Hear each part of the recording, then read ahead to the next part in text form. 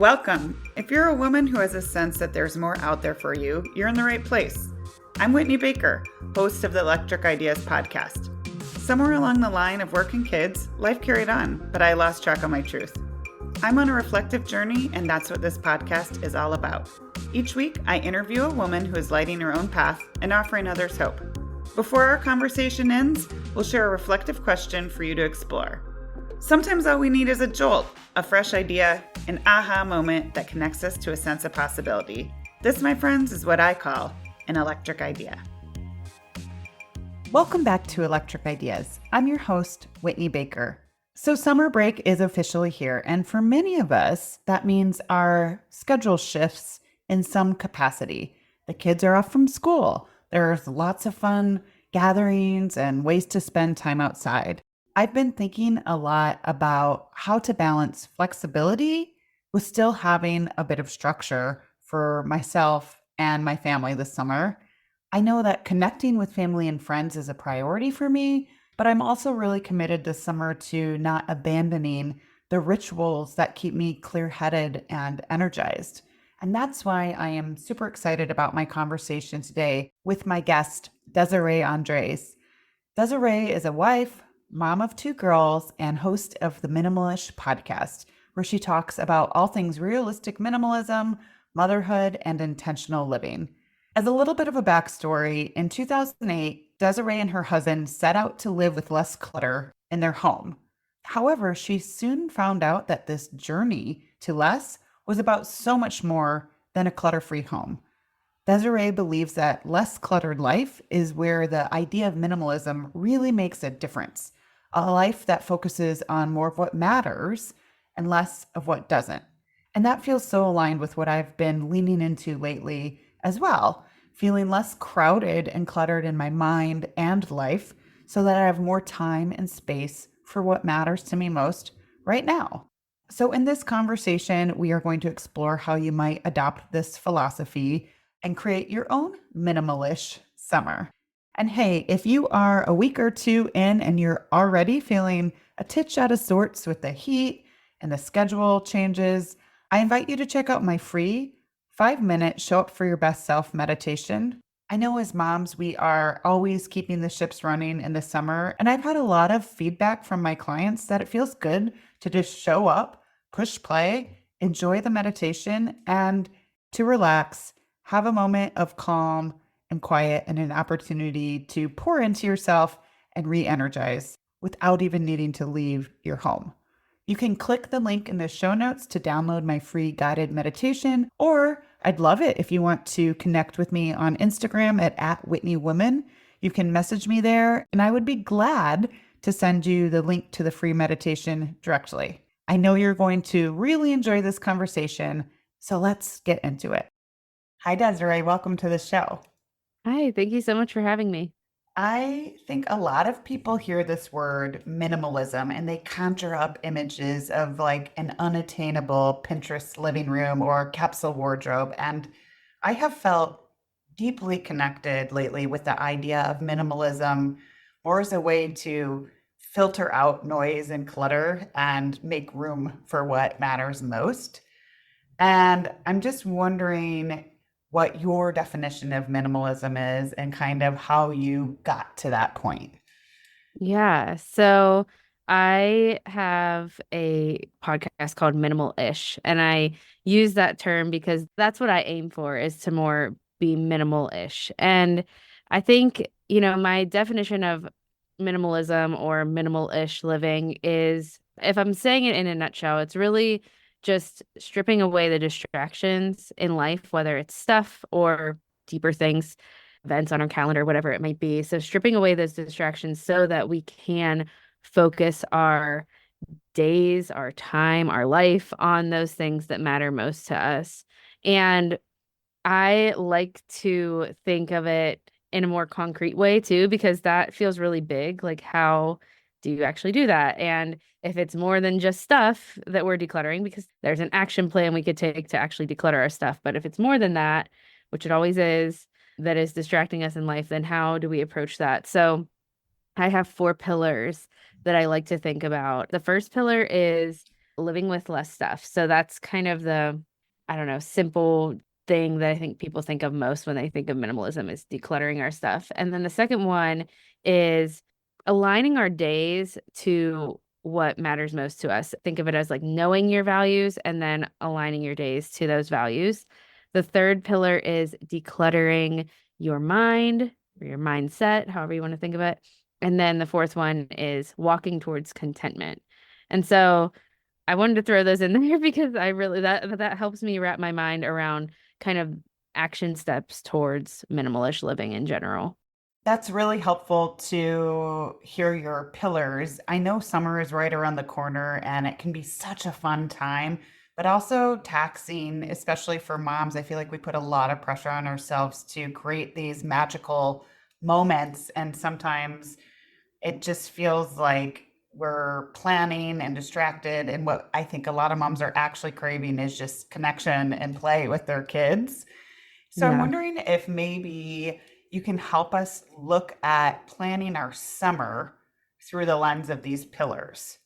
When I think about a minimalish summer, it's like the opposite of what I think we would typically feel like, I don't know, we're obligated to do as moms in the summer.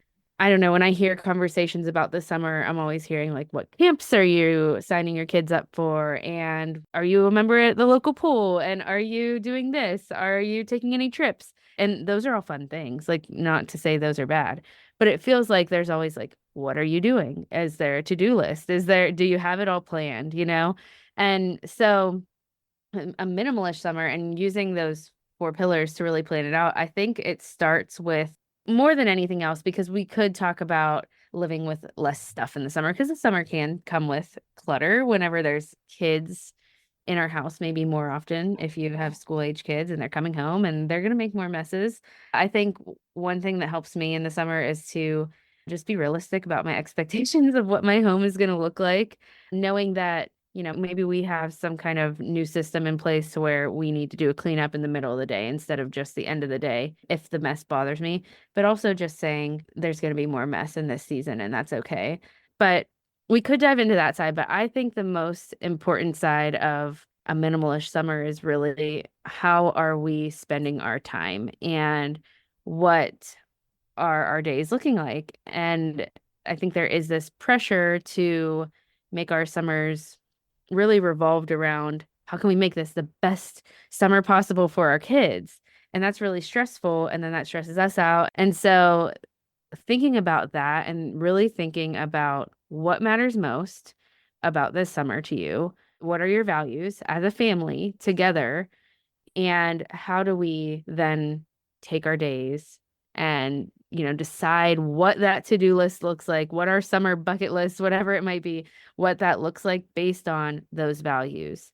And I think when we take it down to that, then we can strip away that pressure a little bit and say, okay, everyone else is making me feel like I should do this and this. I'm going to focus in on my values and we're going to do summer that way. What do you have to say about emphasizing the word this summer? I think some people don't necessarily live enough of an examined life where they give themselves a permission or opportunity to reflect on maybe one summer, what would be a great summer for your family, and you could look really different even a year later. Do you Yeah. agree? Yeah, absolutely. I think, one of the things I was thinking about before we started our conversation was, wanting to make a memorable summer for our kids. And hopefully, too, we would also consider making a memorable summer for ourselves, in that. So making memories as a family, at least for me, that is one of my values. I want the summer to be memorable. But when I think about like what that looks like, I can maybe get overwhelmed of like, oh, doing all the things would make it more memorable. But then I think about my own summers as a child and what was most memorable. And a lot of times it's like the simple things. When you think about, everyone has a different childhood experience, but I am really feel grateful and privileged that I had a loving family and had a great childhood. And so I can look back and think on what were the things that I still remember and I like have fond memories of. And a lot of it's just like playing outside in my grandma's yard with my cousins and playing with my neighbors outside and going to my brother's baseball games. And family vacations was one that came up in my mind. And as I was thinking of all those things, like we don't have a family vacation on our plan for this summer. It doesn't fit for us this summer. And a lot of people might be feeling that way, whether it's financially or it's, you've got other important things scheduled. So thinking about how that is something that I want to do for my family, but this summer it doesn't fit. So how can we make this summer, memorable in different ways? And I think that can help take off the pressure to know that, we never know how much time we have truly. But at the same time, if we live in that space of like, I have to do everything now because like this could be the summer for our family to do all the things. If you think about what would be most memorable for your family, if you talk about with your family, with your kids, ask them, what they love most about summer. A lot of times maybe they will say something big that you're not doing this summer. But a lot of times, if you dig deeper, there's going to be the small things. Maybe going to get ice cream, taking family walks. Like these are just things that I know my kids love and we all love. Those things can fit in and we can fill our days up with those things if we're not doing other bigger things this summer, if that makes sense. That makes a lot of sense. I feel like there's almost this call for simplicity. And when you were bringing up what did you love about summer, I mean, immediately I'm picturing myself on my bike and just like kind of easy breezy days where I didn't have to be anywhere and I had a lot of unstructured time to play is probably what was most fulfilling. Yeah. And I think that's an important reminder for all of us. I have definitely felt that external pressure, and usually I'm really good about not falling into that, but I have felt it this year of just like, oh my gosh, am I planning enough stuff for us? Are we getting you guys in the camps? It can really Yeah. get to you. I Yeah. also feels like something that has helped me is just to reflect back on the summer before. I know we just made the point that every summer is different, but sometimes if you think back to your previous summer or two and think about when your happiest moments were, and then kind of intentionally recreate that for yourselves, like maybe going to Six Flags was a sweaty crap show and like it feels like something that you have to do, but you hate it. You're not going to do Yeah. it. Yeah. I love that idea of just, reflecting. It doesn't have to be all the way back to your childhood because again, things change over time and your family's different. Your immediate family now is different than what you had growing up. So you have to really work together and know what you all love most about the summer and then work around those things.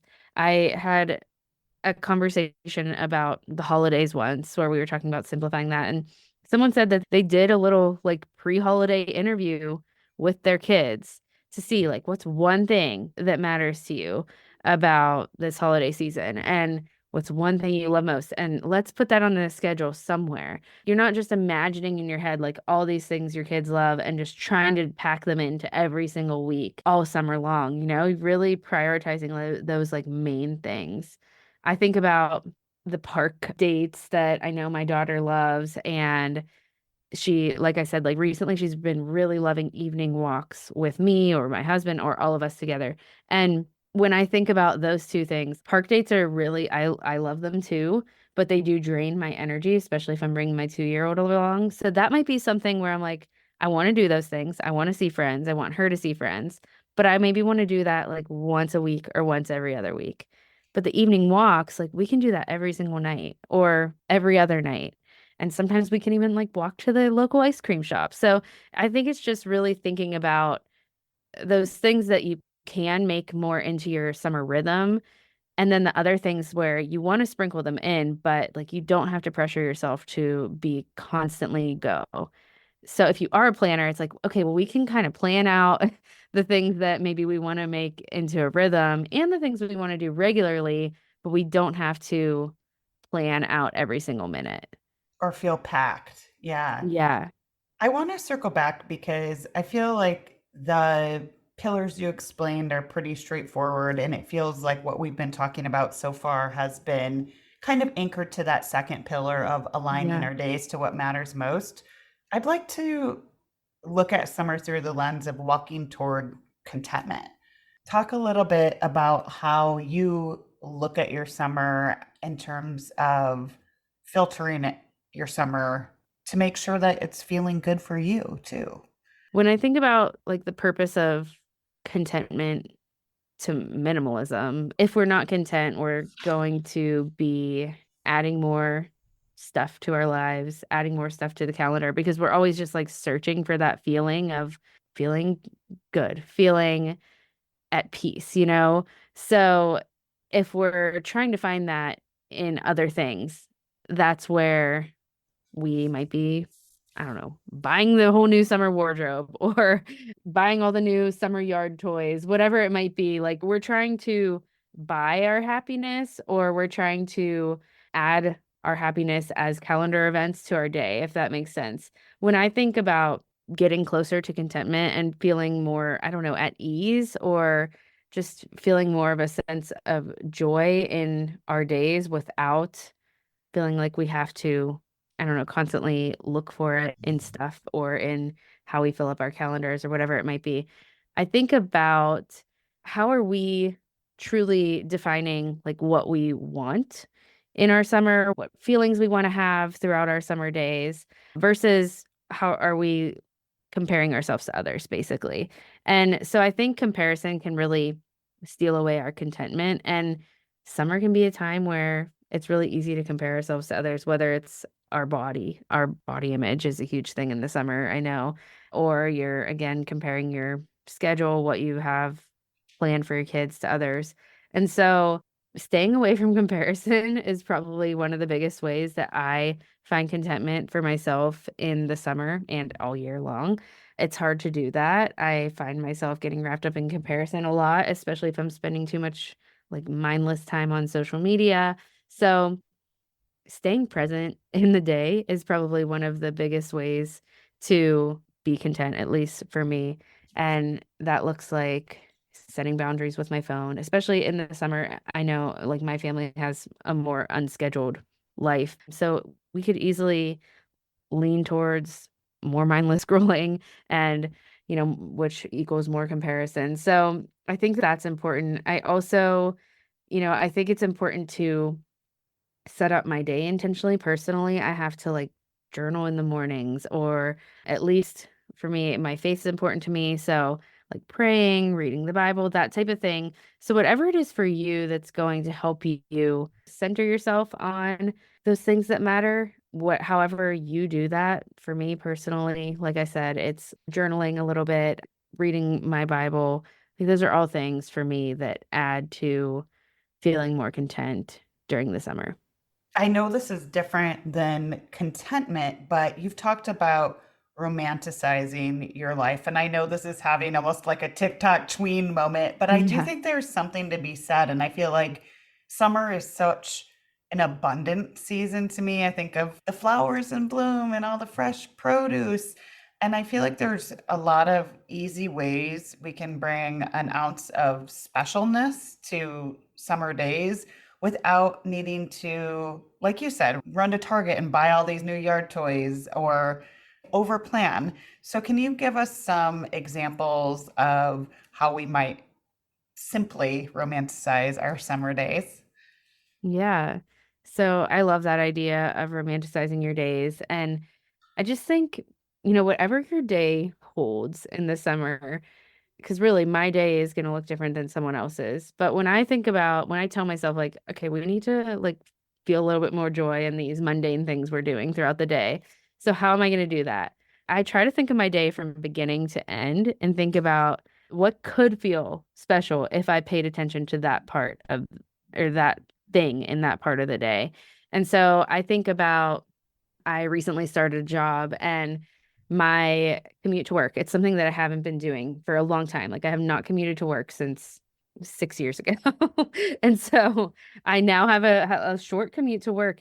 I could feel like, oh, you know, this adds more time out of my house. I feel rushed. I could think about the hard parts of that. I have to get my kids out of the house. Or I could think about how, wow, I get like 20 minutes of quiet in my car. I haven't had that in a long time. And I can listen to my favorite music and not have someone ask me to change it in the back seat. So things like that, you know. And when I think of summer specifically, I'm going to go back to our walks because that's just something we've been doing already in late spring here. But I just think about being more present in that moment and really paying attention to what's happening. I like to, like, if my girls are walking together, I just like to really take a pause and really look at them and just like, I don't know how to explain it other than just paying attention and being more aware, like using all five of your senses, paying attention to those little, like really special things that are happening in the ordinary moments of your day. And like you said, there's just so many like beautiful things in the summer.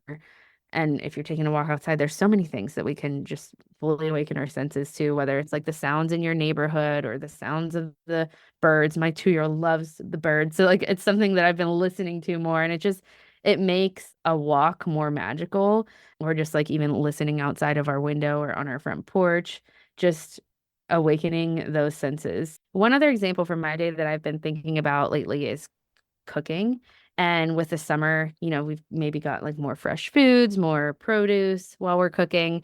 And today I was cutting up veggies and I'm tired because I work 3 days a week now and I just got home from a full day of work. I'm trying to think about like what would make this dinner experience more joyful, feel more special, again, like romanticizing that. And I used to try to listen to podcasts or like audiobooks while I was cooking. My kids are constantly interrupting me with questions and then I get frustrated. So I'm realizing like that's not working. And I just decided to sometimes I'll put on music, but then I'll get little music requests from little ears and I don't want to listen to those things. So I've just been doing it in silence and like just thinking other than all the interruptions that are happening. And that has been a way of kind of romanticizing that time of the day, which really feels hard sometimes cooking dinner after a long day. So that's just another example that I've been thinking of. I think it's something to work with and try different things. But yeah, just what can we focus on that is special about this part of our day than just like the mundane parts that we don't like?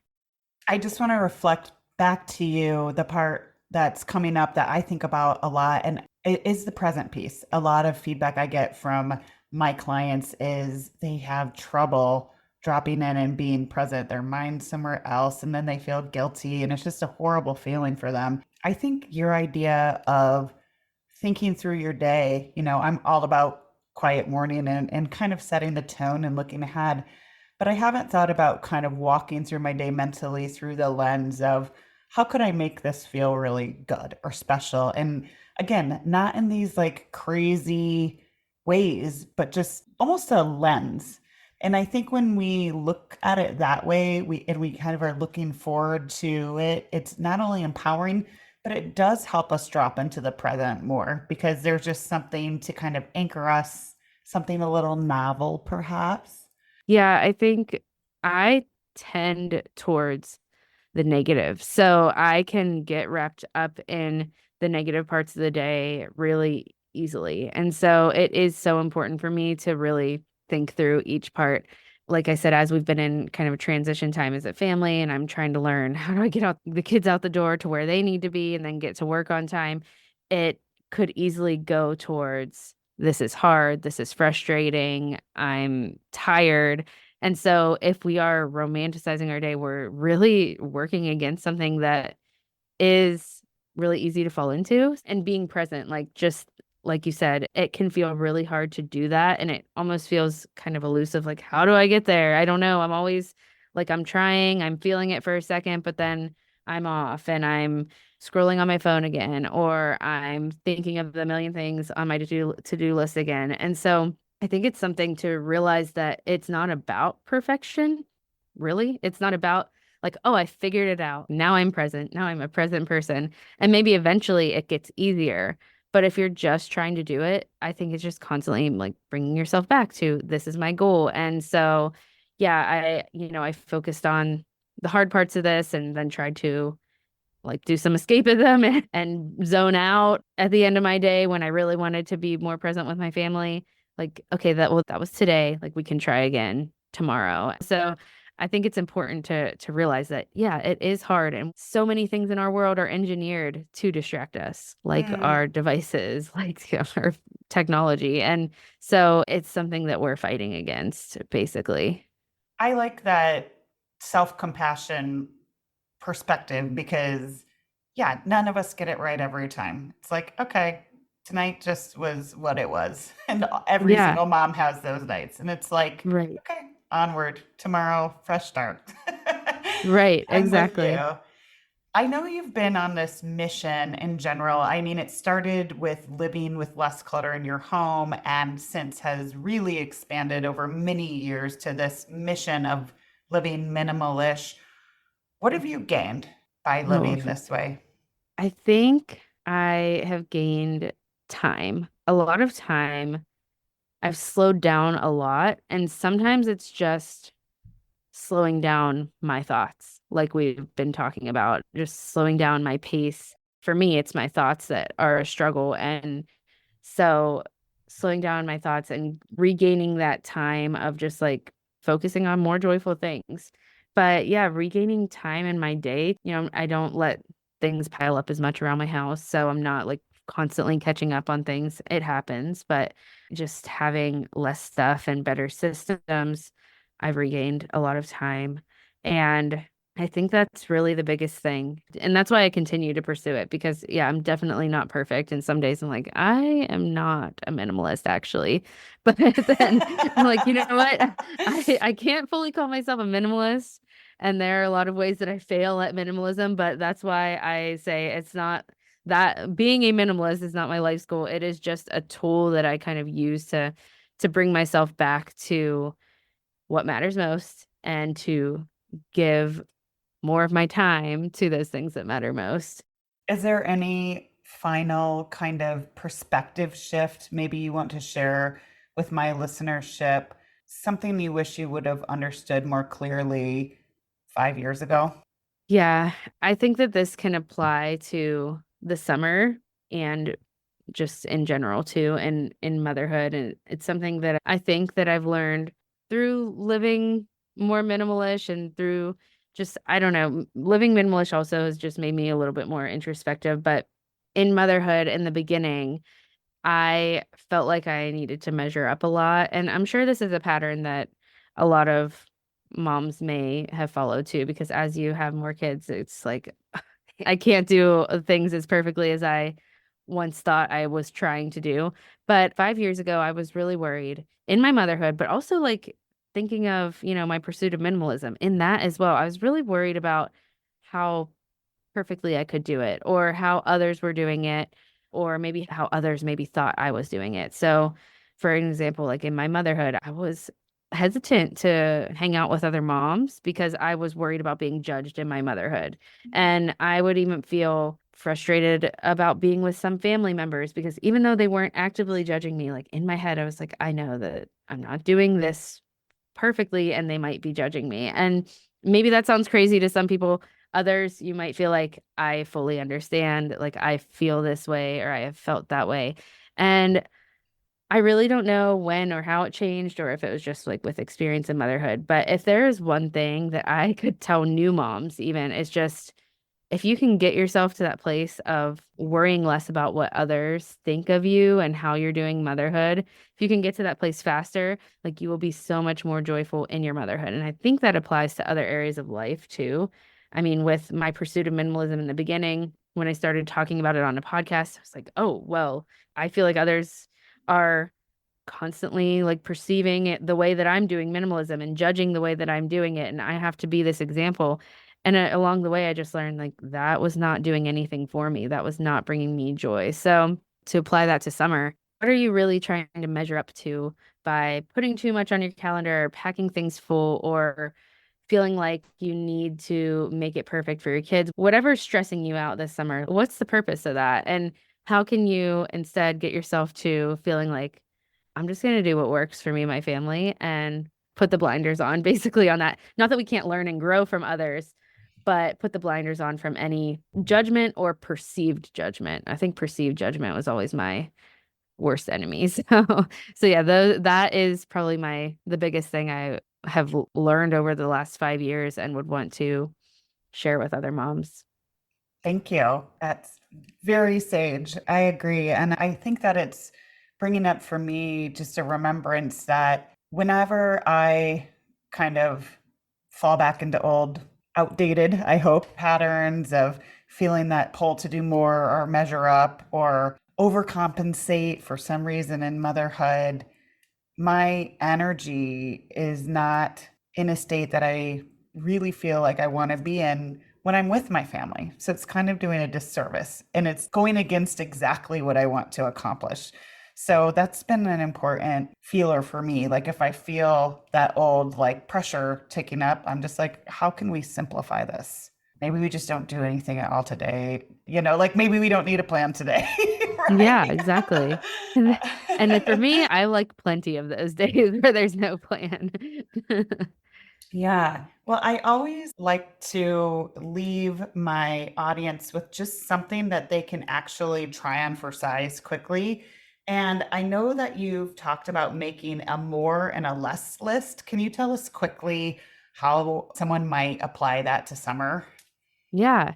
So more and less list is basically just thinking through what do I want more of in this next season and what do I want less of? And it's a great way to brainstorm really what your priorities are and what are the things that has stolen energy from you in the past.